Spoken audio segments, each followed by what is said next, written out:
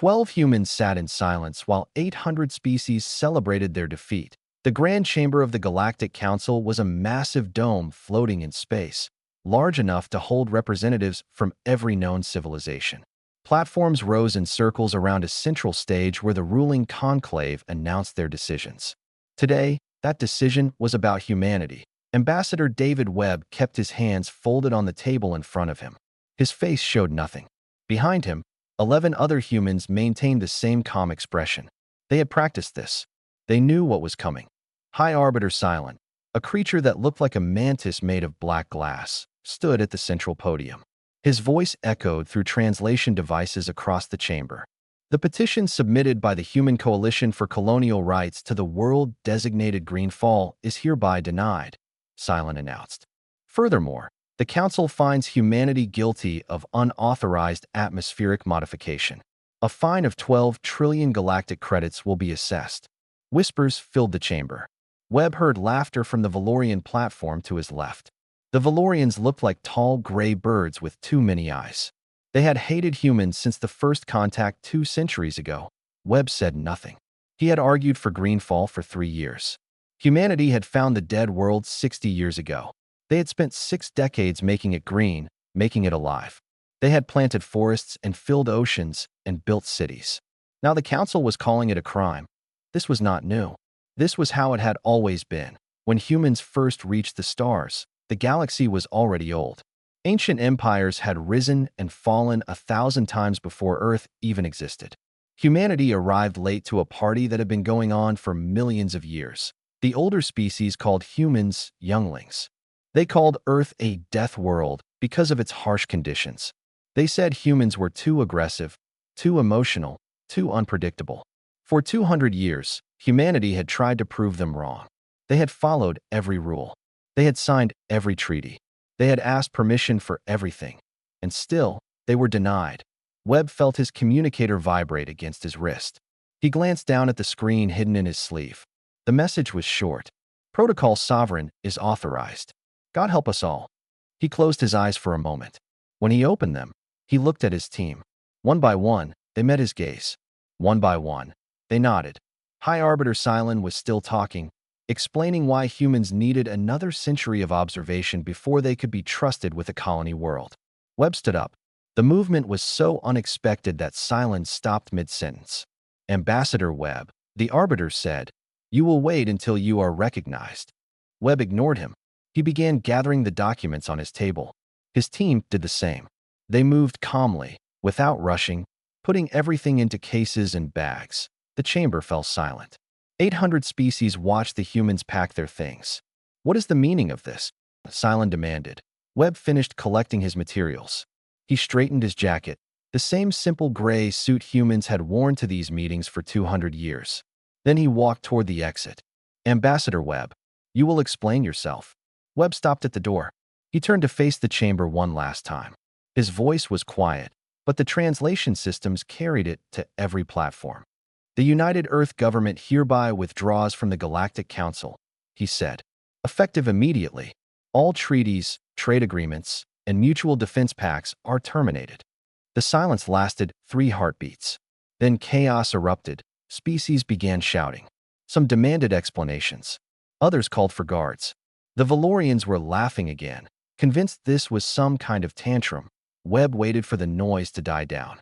It took several minutes. "You cannot simply leave," Silent said. His voice had changed. For the first time, he sounded uncertain. "There are procedures. There are obligations." "We have studied your procedures," Webb replied. "Article 7 of the Founding Charter allows any species to withdraw with immediate effect. We are exercising that right. But the trade routes, the patrol agreements, the medical supplies are no longer our concern." A new voice called out from the chamber. Ambassador Scylla of the Rillian people, a serpentine being with silver scales, rose from her platform. "David, please," she said. "There must be another way. We can negotiate." Webb looked at her with something like sadness. The Rillians had always been kind to humans. They were one of the few species that treated humanity as equals. But kindness from one friend did not make up for contempt from 1,000 enemies. "We have spent 200 years negotiating," Webb said. "We have followed your rules. We have respected your customs. We have asked politely for the right to exist on a world that was dead before we touched it. And still, you treat us like children who cannot be trusted with matches." He paused, looking around the chamber. "We are done asking permission. We are done begging for scraps. If the galaxy does not want us, we will build our own future without the galaxy." He pushed open the door. "Wait," Silence said. There was something new in his voice now. "Fear. The patrol routes. The rimward sectors. The swarm. Your problem now," Webb said. The doors closed behind the human delegation. The Grand Chamber sat in stunned silence. For the first time in 10,000 years, a species had walked away from the council, and somewhere in the darkness between stars, something hungry noticed that the human ships were leaving their posts. Nobody moved for almost a full minute after the doors closed. High Arbiter Silence stood frozen at the central podium, his black glass body catching the light in strange ways. Around him, 800 platforms held representatives who had forgotten how to speak. Then the Valorian ambassador broke the silence with a harsh laugh. "Good riddance," he said. His name was Vorik, and he had spent his entire career making life difficult for humans. "Let the younglings throw their tantrum. They will come crawling back within a month." A few other species made sounds of agreement. The moment passed. The galaxy had existed for billions of years before humans arrived. Surely it could continue without them. Ambassador Scylla of the Rillians did not share this confidence. She slithered down from her platform and made her way toward the exit, ignoring the calls from other delegates. She needed to catch the humans before they left the station. The corridors of Harmony Prime were usually crowded with beings from across the galaxy. Today they were nearly empty. Word had spread fast. Species were retreating to their ships, uncertain what this moment meant. Scylla found David Webb near the docking bay. He was alone. The rest of his delegation had already boarded their vessel. "David," she called out. "Please, talk to me." Webb stopped walking. He did not turn around. "Scylla, I was hoping you would not see me leave." "Why?" "Because you knew I would try to stop you. Because I knew I could not explain this in a way that would not hurt you." Scylla moved closer. Her silver scales reflected the lights of the docking bay. She had known David Webb for 30 years. They had worked together, fought together, celebrated together. She thought of him as a friend, one of the few she had in this vast and cold galaxy. "Then make me understand," she said. "Help me see why you would destroy everything we have built." Webb finally turned to face her. He looked tired. There were lines on his face that she did not remember seeing before. "What have we built, Scylla? Tell me. In 200 years, what has humanity gained from the Council? Protection, trade, knowledge, access to technology that would have taken you centuries to develop alone. And what have we paid for these gifts?" Scylla hesitated. She knew the answer, but speaking it felt like admitting something shameful. "Our dignity," Webb said quietly. "Our pride. Our right to make our own choices. We have spent 2 centuries proving ourselves worthy of respect, and still your arbiter calls us younglings. Still your council treats us like dangerous children who must be watched and controlled. The council has rules. All species must follow them. The Valorians broke those same rules a century ago. They terraformed 3 worlds without permission. Do you remember their punishment?" Scylla said nothing. "A formal warning," Webb continued. "Not even a fine. Because they are an old species. Because they have earned their place. But humanity? Humanity must pay 12 trillion credits for making a dead rock into a garden. I know it is unfair. I have spoken against it many times. And nothing has changed. Nothing will ever change.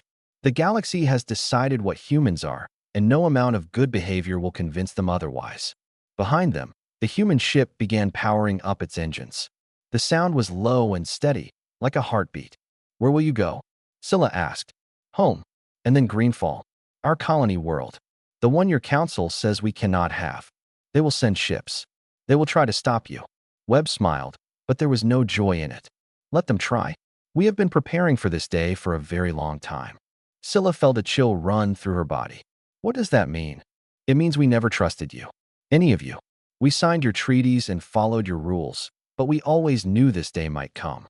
We built escape routes, supply caches, hidden shipyards. Humanity has learned many lessons from its history, Scylla. The most important one is this: never depend on anyone who does not see you as an equal." The ship's ramp began to rise.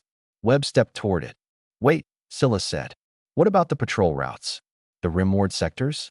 The Devourer swarm has been pushing against your lines for decades. Without human ships there, nothing will stop them. I know. Billions will die. Entire worlds will fall. Yes. And you do not care. Webb paused on the ramp. When he spoke, his voice was cold. We cared for 200 years. We threw ourselves into every danger. We defended species that called us animals. We died protecting worlds whose people would not even share a meal with us. And in return, we were treated like servants who did not know their place. He looked at Scylla one last time. The galaxy wanted us gone. Now we are gone. The consequences are not our responsibility anymore. The ramp closed. The ship lifted off the deck and glided toward the exit. Through the transparent walls of the docking bay, Scylla watched it join a stream of other human vessels, all moving toward the edge of Council space. Her communicator buzzed. She looked at the screen and felt her blood run cold. Priority alert. Human patrol ships withdrawing from all rimward sectors. Devourer activity detected at border coordinates. All available military assets requested immediately. The galaxy had wanted the humans gone. Now the galaxy was about to learn what that really meant. 3 days after the humans left, the shelves started going empty. Boss Sun was a Grellian, a round species that looked something like a hairless bear with 4 arms. He had managed Trade Station Omega 7 for 40 years. In all that time, he had never seen anything like this. The station floated at the intersection of 6 major shipping routes. Thousands of vessels passed through every day, carrying goods from one end of the galaxy to the other. It was the busiest commerce hub in the Outer Rim, a place where you could buy anything if you had the credits. Today, half the docking bays were empty. Boss Sun walked through the central market, his heavy feet making soft sounds on the metal floor. Vendors who usually shouted prices at passing customers now sat quietly behind their stalls, staring at nothing. "How bad is it?" asked his assistant, a thin insectoid named Kirik. "Worse than bad," Boss Sun replied. He held up his datapad. "Medical supplies are down 60%. Food shipments have stopped entirely from the outer colonies. Fuel reserves will last maybe 2 weeks. I do not understand. Humans only controlled a small percentage of trade." Boss Sun laughed bitterly. 34% is not small, Kirik. And it was not just the amount. It was the routes they flew. He pointed at a map on the wall of his office. Red lines showed the major shipping lanes across the galaxy. Many of them passed through dangerous regions, areas filled with asteroid fields, radiation storms, and pirate territories. See these routes? The ones through the Hollow Reach, the Ember Nebula, the Dead Zone? Nobody else would fly them. Too dangerous, they said. Too risky. But humans did it anyway. They built ships tough enough to survive the hazards and crews crazy enough to try. Can we not find other routes? Sure. Routes that take 3 times as long and cost 5 times as much. Routes that cannot handle the volume we need. Routes that every pirate in the sector knows about. An alarm began beeping on his console. Boss Sun checked it and felt his stomach drop. "What is it?" Kirik asked. "The Rillian homeworld. They are reporting food shortages. Critical level." Kirik made a sound of confusion. "But the Rillians have been a council member for 10,000 years. Surely they have reserves. Their planet cannot grow enough food to feed their population. They have always depended on imports. And the only shipping company willing to make regular runs through the radiation belt that surrounds their system was a human company called Meridian Freight. Where is Meridian Freight now? Gone. Packed up their ships and headed for human space. Left no forwarding address." Boss Sun sat down heavily in his chair. He had been in business for a long time. He had survived wars, plagues, and economic collapses. But he had never seen the foundations of civilization crack so quickly. Across the galaxy, similar scenes were playing out on the frontier world of Kesser. Governor Telon stood on the roof of his administrative building and watched smoke rise from the northern district. Pirates had attacked 3 times in the past week. Without human patrol ships protecting the sector, there was nothing to stop them. On the medical station Healing Hand, Director Sina argued with her staff about rationing. The synthetic blood compounds they used for emergency surgery came from a human pharmaceutical company. No one else made them. No one else even knew how. On the Valorian homeworld, Ambassador Vorik gave confident speeches about how the galaxy was better off without humans.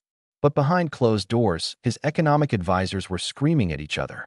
It turned out that Valorian industry depended heavily on rare earth minerals that only humans were willing to mine from the toxic worlds where they were found. And at the edge of Council space, the Devourer swarm was moving. The swarm was the galaxy's oldest nightmare. They were not a species in any normal sense. They were a wave of hungry biomass that consumed everything in its path, growing larger with each world they devoured. For centuries, the Council had held them back through a combination of military force and careful diplomacy. But the most effective weapon against the swarm had always been humanity. Human tactics were considered brutal by galactic standards. While other species tried to contain the swarm with defensive lines, humans went on the offensive. They burned infected worlds before the swarm could spread. They flew suicide missions into the heart of swarm fleets. They developed weapons that other species considered too cruel to use. The Council had complained about these methods constantly. They called humans barbarians. They demanded that humanity fight with more compassion. Now, without human ships on the border, the swarm was advancing faster than it had in 1,000 years. The first world to fall was called Serenity. It was a peaceful planet of artists and philosophers, a place where the greatest council species sent their children to study beauty and wisdom. The swarm consumed it in 3 days. 2 more worlds fell that week. Panic began spreading through council space. Ships that had been assigned to find the departed humans were recalled to defend the border. Back on Harmony Prime, High Arbiter Cylon called an emergency session of the council. Attendance was mandatory for the first time in 5 centuries. AS species gathered in the Grand Chamber. They looked at the empty human platform and began to understand something that should have been obvious from the start. Humanity had not been passengers on the galactic ship. They had been the ones keeping it afloat. 1 week after humanity walked out, the Grand Chamber smelled of fear. High Arbiter Cylon looked out at the gathered species and saw something he had never seen before. Empty platforms. Missing delegates. Representatives who had come not to debate policy but to demand answers. The ruling conclave sat in their elevated positions behind him, but their authority had never felt so hollow. Half of them had not slept in days. The other half had not stopped arguing. "Order," Cylon called out. His voice echoed through the chamber. "This emergency session will come to order." The noise died down slowly. Species who had spent centuries ignoring each other now huddled together in small groups, whispering about survival. "I will begin with a status report," Cylon continued. "Trade disruption is currently at 47% and rising. 17 medical stations have reported critical supply shortages. The Rimward border has been breached in 4 sectors. Total casualties from swarm attacks have exceeded 3 million. A Grellian delegate stood up. Boston's sister, Malin, who represented the Merchant Coalition. "And what is the Council doing about this?" she demanded. "We are working to redistribute shipping responsibilities. We are sending military reinforcements to the border. We are negotiating with neutral species to fill the gaps left by humanity." Working, sending, negotiating. Malin made a sound of disgust. "These are words, Arbiter, not actions. My people are starving on stations across the Outer Rim. When will they see food? These things take time. Time we do not have." The chamber erupted into shouting. Delegates accused each other of hoarding resources. Species who had been allies for millennia suddenly found reasons to doubt each other. The careful structure that had held the galaxy together for 10,000 years was cracking. Ambassador Vorik of the Valorians rose from his platform. Unlike the others, he seemed calm. "My friends," he said, spreading his many-fingered hands. "Let us not panic. Yes, the humans have left. Yes, there are challenges. But we must remember that we ruled this galaxy for millions of years before humanity even existed. We will adapt. We will overcome. We do not need the younglings." "Easy for you to say," replied a Kathrani delegate. "Your worlds are far from the swarm. Your shipping routes do not pass through the dangerous sectors. You have always hated humans more than you valued stability. I have hated humans because they were dangerous, because they refused to respect our traditions. This departure proves my point. They were never truly part of our community." A new voice spoke up. Ambassador Scylla of the Rillians rose slowly from her platform. She looked exhausted. Dark patches had appeared on her silver scales. "I have something to share with the Council," she said. "Something I learned during my conversation with Ambassador Webb before he departed." The chamber fell quiet. Everyone knew that Scylla had been the last to speak with the human representative. The humans did not decide to leave because of the Greenfall ruling, Scylla said. That was simply the final insult.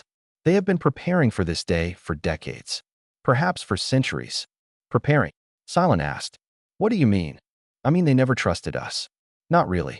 They signed our treaties and followed our rules, but they always assumed we would eventually betray them. So they built a backup plan. Hidden shipyards, secret supply routes, emergency protocols that could be activated the moment they decided to leave. Whispers spread through the chamber. The idea that humanity had been planning this all along changed everything. They were spies, Vorik said triumphantly. Agents working against us from within. No, Scylla replied coldly. They were a species that learned from their history. Humans have been betrayed many times on their own world. They simply assumed we would do the same. And we did, said another delegate quietly. Silent raised his hand for silence. What does this mean for our current situation? Scylla took a deep breath. It means that humanity is not coming back. Not on their own. Not because they need us. They have everything they need to survive without the Council. If we want them to return, we must go to them. And we must give them a reason to say yes. The chamber debated for hours. Some species wanted to send warships to force humanity back. Others wanted to offer bribes. Others still insisted that the galaxy was better off without humans and refused to apologize for anything. In the end, they reached a compromise. A formal message would be sent to Earth. An apology for past treatment. An offer to reinstate humanity with full membership and complete colonial rights to Greenfall. The message was transmitted through every available channel. It reached Earth in less than a day. The response came back in minutes. Silent read it aloud to the silent chamber. Your communication has been received. No reply is forthcoming. For a long moment, no one spoke. Then, from somewhere in the upper platforms, a delegate began to laugh. Not with joy, but with the bitter understanding of someone who finally sees a joke they had missed. The galaxy had spent 2 centuries teaching humanity that it did not belong. Humanity had finally listened. 6 months later, Trade Station Omega 7 was a ghost town. Boss Sun walked through corridors that once held thousands of beings from hundreds of worlds. Now, his footsteps echoed against walls covered in dust. Half the lights had failed. Nobody had bothered to fix them, but he stopped at a viewport and looked out at the stars. When he first took this job 40 years ago, this view had shown him a sky full of ships. Freighters coming and going. Passenger liners carrying tourists to exotic worlds. Military vessels on patrol. Life in motion. Now he counted 7 ships in the entire sector. 7. His communicator buzzed. He checked it without hope and found what he expected.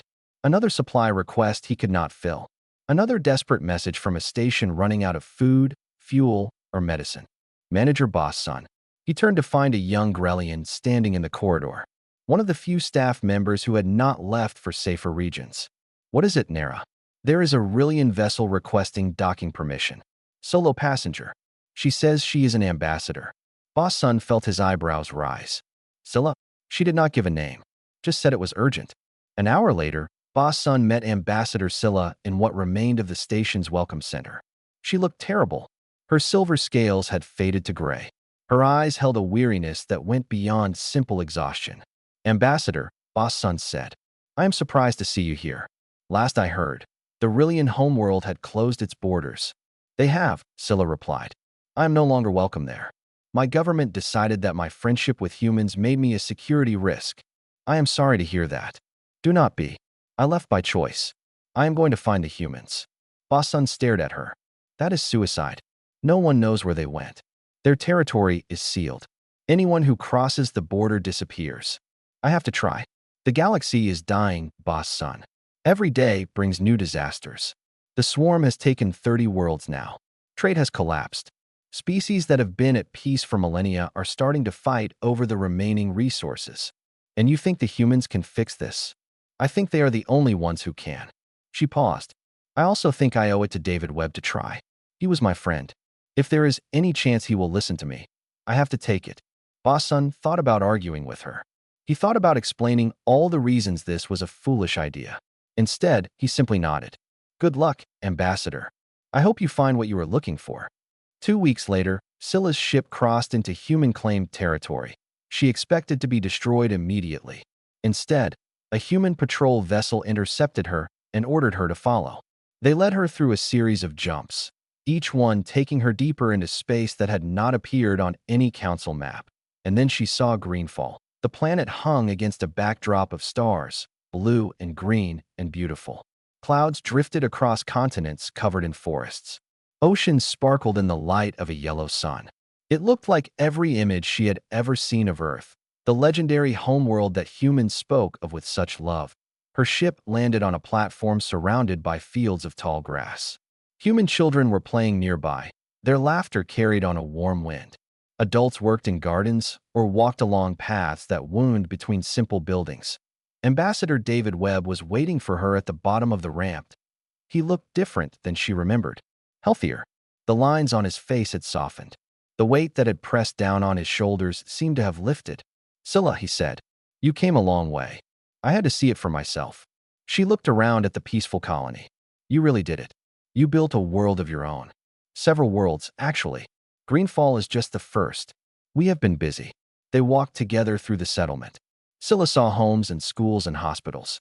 She saw humans living without fear, without the constant need to prove themselves to species who would never accept them. "The galaxy is falling apart," she finally said. "The swarm is advancing. Trade has collapsed. Species are turning on each other. I know. Do you care?" Webb stopped walking. They had reached a hill overlooking a valley filled with orchards. The trees were heavy with fruit. "Of course I care," he said quietly. "I spent my entire career caring. I fought for the galaxy. I watched friends die defending worlds whose inhabitants would not even let us visit their markets. And when I asked for one small thing in return, one dead world that we made alive, I was told that humanity had not earned it. The council was wrong. Yes, they were." He looked at her with sad eyes. "But being wrong is not the same as being sorry. Your message to Earth, the one offering to take us back, it never once admitted that the galaxy had treated us badly. It never apologized for centuries of insults. It just offered to let us return if we agreed to follow the same rules that had been used to oppress us. I know. I argued against that. I wanted different words. But they would not listen to you. Because you were the Rillian who liked humans. The one who could not be trusted." Scylla felt tears forming in her eyes. An unusual reaction for her species, but she had spent too much time around humans. "What would it take," she asked, "for humanity to return? What would the galaxy have to do?" Webb was silent for a long moment. Then he spoke. "Come with me. There is something I want to show you." He led her to a school at the edge of the settlement. Through the windows, she could see human children sitting at desks, learning from patient teachers. "This is what we were protecting," Webb said. "This is what we built while the galaxy told us we were not worthy. Those children will grow up free. They will never know what it means to beg for the right to exist." He turned to face her. "If the galaxy wants us back, it must accept that we will never beg again." 1 year after the walkout, a single human ship arrived at a dead station in neutral space. The station had no name. It existed on no maps. It was simply a shell of metal floating between stars, chosen because no one owned it and no one cared about it. Ambassador David Webb stepped off his ship and walked through cold corridors toward a meeting room at the station's center. His footsteps echoed in the emptiness. He went alone, carrying nothing but a data pad and the authority of all humanity behind him. The meeting room held a single table. On one side sat High Arbiter Cylon and 12 representatives from the most powerful remaining council species. They looked broken. Their clothes were worn. Their eyes held the hollow look of beings who had watched their world crumble. Webb sat down across from them. "Thank you for coming," Cylon said. His voice had lost the arrogance it once carried. "We know you did not have to agree to this meeting." "No," Webb agreed. "We did not. But Ambassador Scylla made a convincing argument that we should at least listen." Scylla sat at the far end of the table, her silver scales now almost white with age and stress. She had spent 3 months traveling between human space and what remained of council territory, carrying messages back and forth. She had burned every connection she ever had to make this meeting happen. "We are prepared to offer full reinstatement," Cylon continued. "Complete membership in the council. Colonial rights to Greenfall and any other worlds you have claimed. A permanent seat on the ruling conclave." "That is what you offered a year ago," Webb said calmly. "We said no." What more do you want? Webb placed his data pad on the table. He slid it across to Silent. Read it. The Arbiter picked up the device and began reading. His expression shifted from confusion to disbelief to something that might have been anger. This is impossible, he said. Nothing on that list is impossible. It is simply unpleasant. You want veto power over any decision affecting human interests. You want all anti-human legislation from the past 2 centuries formally repealed. You want species that actively worked against humanity to pay reparations. Yes, the Valorians alone owe over 2 trillion credits by this calculation. The Valorians spent 2 centuries trying to destroy us. 2 trillion seems reasonable. Silence set down the data pad. This would change the entire structure of the Council. Humanity would effectively become a ruling species, equal to civilizations that have existed for millions of years.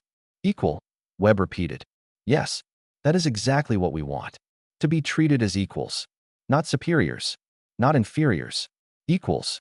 But you are so young. Your civilization is barely a moment in galactic history. And yet the galaxy fell apart without us. The swarm took 40 worlds after we left. Trade collapsed. Species that have been at peace for millennia started fighting each other. All because humanity was not there to hold things together. Webb stood up and walked to a viewport. Through the dirty glass, stars shone against endless darkness. We never asked to be your protectors, he said quietly. We never wanted to carry the weight of a galaxy that despised us. But we did it anyway, because we thought it was the right thing to do. We flew the dangerous routes. We fought the unwinnable battles. We took the risks that no other species would take. He turned back to face the table. And in return, we were told that we did not deserve a single planet, that we had not earned the right to build a home among the stars, that we were younglings who needed another century of observation before we could be trusted. The room was silent. Even Silent could not meet his gaze. So here is our final answer, Webb continued. We will return to the Council. We will protect your borders and fly your trade routes and do all the things we did before. But we will do it as equals. We will never again ask permission to exist. We will never again beg for scraps from a table we helped build. He sat back down and folded his hands. Accept these terms, and humanity will return. Refuse them, and we will continue building our own future without you. Either way, we will be fine. The question is whether the galaxy can say the same. Silent looked at his fellow representatives. They exchanged silent glances, the kind of communication that came from centuries of shared history. One by one, they nodded. We accept, Silent said. His voice cracked slightly. All of it. Every term. Webb allowed himself a small smile. It was not a smile of victory. It was the smile of someone who had finally set down a heavy burden. Then let us begin. A year after humanity walked out of the Grand Chamber, they walked back in. The platform that had sat empty now held 12 humans again. Ambassador Webb stood at their center, wearing the same simple gray suit he had always worn. But everything else had changed. The species who once laughed at humanity now watched in respectful silence. The Valorians, their empire shattered and their pride broken, sat in the highest seats, forced to witness humans take their rightful place. And somewhere in the watching crowd, Ambassador Scylla smiled. The galaxy had frozen when humanity walked out. It had nearly died in their absence. Now, as they walked back in, the galaxy held its breath and wondered what the future would hold. The humans, stubborn and strange and magnificent, had finally been seen for what they truly were. Not younglings, not children equals.